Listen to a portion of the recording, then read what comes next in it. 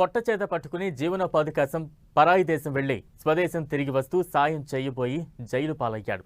జగిత్యాల జిల్లా పులాస గ్రామానికి చెందిన బద్దెనపల్లి శంకరయ్య అనే వ్యక్తి సౌదీ అరేబియా నుంచి గత 12న కొలంబో విమానంలో స్వదేశానికి బయలుదేరాడు. అదే విమానంలో శ్రీలంక మహిళ ఆమె 2 చిన్నారులతో ప్రయాణం చేస్తున్నారు.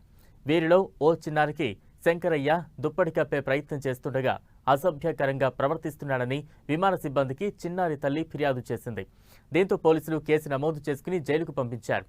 ఇటీవల న్యాయస్థానం బెయిల్ మంజూరు చేసిన జమానత్ ఇచ్చేవారు లేకపోవడంతో కేసు ముగిసే వరకు శ్రీలంకలో ఉండాల్సిన పరిస్థితి ఏర్పడుతోంది.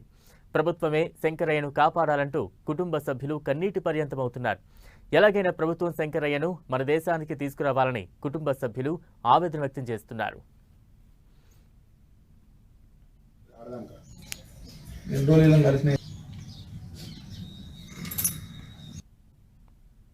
ఆయన లేని జీవితం వేస్ట్. అతనితోటి మా బతుకు. మేము ఇంట్లో ఫ్యామిలీ అంతా 8 మంది కుటుంబం చూస్తాడు మమ్మల్ని.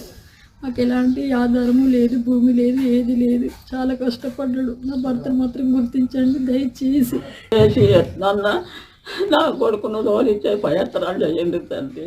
బాధ్యతలు నా కొడుకు కోసానికి మేము ఎంత బాధపడుతున్నాము. నీళ్ళు తాగి నీళ్ళ మీద వాడుతాను, పిల్లలు వేసుకుంటా. ఎన్నో వస్తాడో ఏమని జీవనకు ఎదురు చూస్తున్నావు, నా కొడుకు ఎదురు చూస్తున్నావు. గవర్నమెంట్ ఏదైనా ఒకటి హెల్ప్ చేయాలని మేము కోరుకుంటున్నాం. మా నాన్నని ఎట్లా చేసినా మీరే రప్పియాలి. అక్కడ శ్రీలంకలో ఎట్లున్నాడో కూడా తెలుస్తలేదు మాకు, ఏమి ఎత్తున్నా కూడా తెలుస్తలేదు. తింటున్నా అసలు ఉన్నాడా లేడా అని కూడా